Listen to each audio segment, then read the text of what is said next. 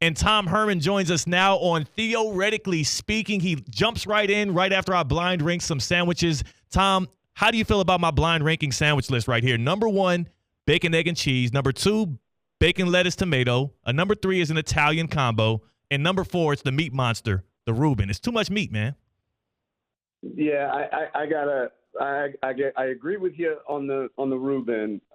It would be low on my list. I love bacon, like absolutely love bacon, Theo, and I appreciate you guys having me on. But I don't. The BLT, man, it's got to be special. I mean, the bread's got to be perfectly toasted. The bacon's got to be hot and crispy, but the mayo's got to be cold, and the tomatoes got to be crisp. So to me, bacon is a secondary meat on any sandwich. So for me, just your traditional club, with the toothpick in it, ham, turkey, bacon, lettuce, tomato, good, a little extra mayonnaise, a little oregano, salt and pepper, oil and vinegar. I think you're onto something. Tom, I didn't know you. Okay, I know you had good taste in cities. We're going to talk a little bit about Houston. That's what we bonded on before.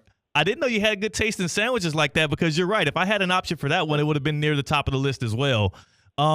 First and foremost, man, thank you. It's just tough because it's one meat and it's a secondary meat, Theo. I mean, we gotta have a true sandwich meat as the main meat. Bacon is a system player. It's a system player. Correct. Like you can't lead with bacon. Sixth man. Bacon is a sixth man when it comes to sandwiches. It's the Tyler Hero of meats. Tom Herman joining us here on Theoretically Speaking, head coach of FAU football. Tom, one thing I noticed about you probably have all of your mental sanity correct because when I went to your Twitter page, I was going to tweet out that we have you on the show today. You haven't tweeted since 2020. Do you have a burner or something, or what's up with that? My wife, I guess it'd probably be. I got off social media a long time ago. I realized it really wasn't helping us in recruiting. We pay guys to kind of hype the program a lot better than me. And in all reality, it's just that the negativity, the constant negativity that is just spewed all over social media, it bothered me. And I said, you know what, if the world, I got to get over my, what do they call it, the fear of missing out or whatever. Yeah, the FOMO. If the world's going to end or something big's happening, I'm pretty sure my wife and kids they'll figure out a way to tell me about it, And so, and at the same time, being a public figure, I've always subscribed to the saying of, if you wouldn't ask for someone's opinion, why would you care about their advice? If you wouldn't ask someone for advice, why would you care about their opinion? And so, again, if I get my news other places, and it's been a freeing 4 years for sure of being off social media.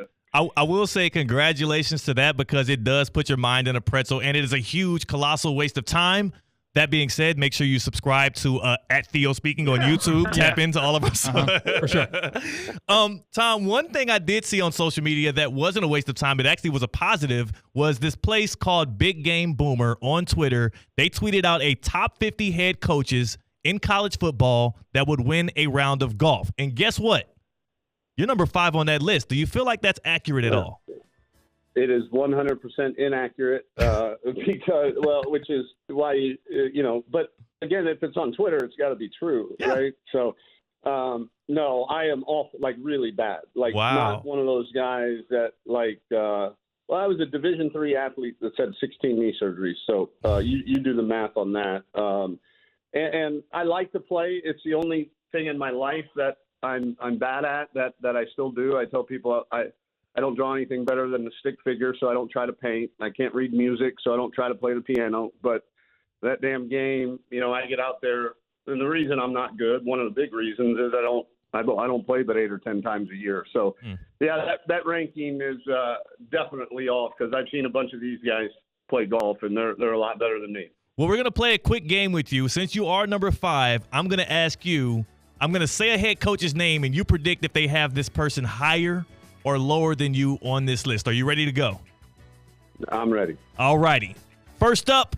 This is not reality. This is what they had on their list. Yeah, it's not reality. It's their list. But like you said, if it's on Twitter, it's true. First, yeah, we'll play along. First up from our top 50 coaches that would win a round of golf, Tom Herman's number 5. Do you believe Mac Brown at UNC is above or below you? Oh, man. I played with Coach Brown, so I know he should be above. I played with him many times. He should be above me, but I'm going to say that he's probably below me. You should have went with your gut. They got him at number 2. They got him at number 2, so they must know. He's really good. He's really good. Okay, you used to coach at the University of Texas. Current Texas coach Steve Sarkisian, above or below Tom Herman on this list that predicts college football coaches that can win a round of golf? Well, he played college football in the West Coast offense at BYU, so I got a feeling a lot of those guys are good at golf. But if there's only 3 more above me, because you already said Mac Brown, I'm going to go with the odds and say since there's 45 still left or 44 still left below me or whatever the math is, I'm going to say below me. He's a smart man, Tom Herman, head coach of FAU football. Yeah. He's playing the odds right here. Now I got to get smart. I got to get – this is our last one. All right. Let's go. Head coach UGA, Kirby Smart. Is he better or worse on this list at least at golf than you, Tom Herman? Again, I played with Kirby. He's definitely better. Oh, man, is he one of the 3 more in the top 50? I'm going to say below as well. The ranking has him below. Come on, man. Yeah. He's number 4 on the list. He's right above you. Yeah. So yeah, I went with the odds. Okay, that was good. And you know what? You played it the right way. I didn't tell you we would be doing this today. And you know what? Because you're one of the smartest coaches on or off the field, I'm not surprised you played the odds and you actually got one right. So that was pretty good. There you go. Tom Herman joining us here on Theoretically Speaking, head coach of FAU. Let's get serious. Let's talk about Owls football. I know last year was under the bar of expectations for yourself. The Owls went 4-8. What should Owls fans be excited about, most excited about coming out of the spring that you've seen there at FAU?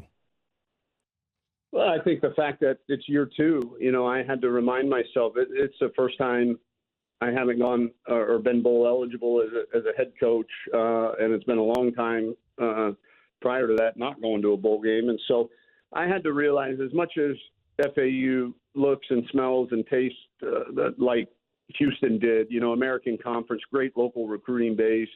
When we took over at Houston, that was an 8-win team, and they weren't far away. Tony Levine had done a really good job in that staff prior to us, and we kind of put the finishing touches and went 13-1, where you look at now, fast forward to taking over at Texas, that was a team that, or a program that had 3 straight losing seasons for the first time in its 120 years of playing football. When we showed up, and we squeaked by with 6 wins, but it really took us to year 2 to kind of have that breakthrough, and that's when we won 10 games and beat Oklahoma, beat Georgia in the Sugar Bowl. So this has a lot of feelings of the same. It took us a while to get rid of what we needed to get rid of. We were 1-5 in 1-score games last year, and that tells me we should have a lot of hope because there's metrics that say if you were poor in 1-score games in a prior year, you'll be better the next year just from experience in that. But it also tells me that we had a talent level requisite enough to be in those 1-score games in the fourth quarter, and that includes on the road at Illinois. But we didn't have enough talent to carry the day, and we had a culture good enough that when we were out-talented, we could stay in those fights, but not one that could really push us over the edge. So we feel like we've added talent, we've added culture guys, and we've added a quarterback and one that has improved dramatically in the year and change that we've been here. So we've got a lot of high hopes. It'll look a lot different in terms of the faces because we've got 34 newcomers that showed up in January. We'll have another 25 on May 13th. So get used to that rosters are going to change dramatically year after year, but we're not alone in that. But we do feel like we've gotten a lot better. I do want to ask you, too, and this is what stage in the recruitment and kind of work side of this and getting talent in and out and also recruiting high school recruits in the transfer portal, what stage are you at right now in that as a head coach right now? Chaos. Is that a stage? I think no. It is that time of year where we've got some holes that we need to address in the portal. So We've got guys literally in on official visits every day. I'm at a different restaurant having dinner with a recruit every night, meeting with them during the day. And then our coaches that don't have a transfer in, they're on the road getting high school recruits and getting them ready to come visit us in May. So it'll be a wild and woolly 2 months here till we hit a dead period the last week in June. But we understand that, and it's part of doing business. Well, look, at least since you're not on social media, you got more time to spend to actually do the real on-the-ground stuff. We're excited to see what the Owls program looks like under year 2 with you, Coach Tom Herman. And also, I know last time we spoke in person, we shared some pizza. Maybe next time I'll bring some bacon-infused sandwiches with me, and we can joke about our time in Houston. There you go, Theo. There you go. I appreciate you having me, guys. Go Owls. Thank you. That was head coach Tom Herman for FAU football, a lover of bacon on sandwiches only if it's a secondary meat, and also a person that's wise enough to stay off of Twitter, which to me, is a wise man. That's a wise man. He is flaunted as one of the guys. I don't know if you knew this, C-Cat, one of the highest IQs, if not the highest IQ of a college football coach. Well, I thought his insight of saying, I don't do anything that I'm bad at. That's a great way to lead your life. The dude is extremely intelligent, almost too intelligent to be a football coach, but obviously a damn good one. And also, I'm eternally thankful to him because what he did at the University of Houston, giving love to the city and getting Ed Oliver to the Cougars, that sparked some hope and some love. So I would always be happy to talk to my guy, Tom Herman.